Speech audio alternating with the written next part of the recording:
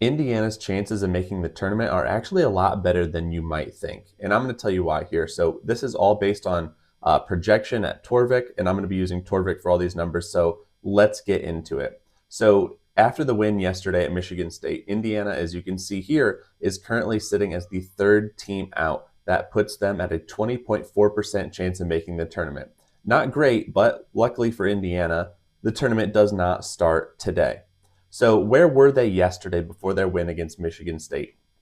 Well, Michigan State is currently projected as a 5 seed, and Indiana, before that win, was sitting at the 14th team out. They had a 2.9% chance of making the tournament. Very big resume booster there. So, big jump. Luckily for Indiana, that they have more games ahead. So, I went ahead and projected. I looked at if they can win, they have 6 games left. If they can win 4 of their next 6, what will their chances be?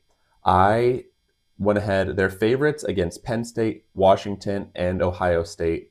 They're underdogs to UCLA, Purdue, and Oregon. I said, you know what, maybe they'll win the 3 they're favored and win 1 that they're not supposed to. I thought probably winning a home game against UCLA would be the most likely. So I went ahead and gave them that game. If they win those 4 games and lose to Purdue and Oregon, Torvik has them as the last team in the tournament with a 48% chance of making it. You know, Indiana would obviously want to bypass the play-in games, but that's good news because if they do this, they're still going to play more games in the Big Ten tournament. Hopefully, a win there would get them closer in and off of that bubble line. But that's looking, very, very positive for the Hoosiers. So let's just say, what do their chances look like if they do, for the last 6, they beat UCLA, Purdue, Penn State, Washington, lose to Oregon, and beat Ohio State. I went ahead and did that projection too. This is all without the Big Ten tournament. If they can do that, then they are a 10 seed and they avoid the play-in game.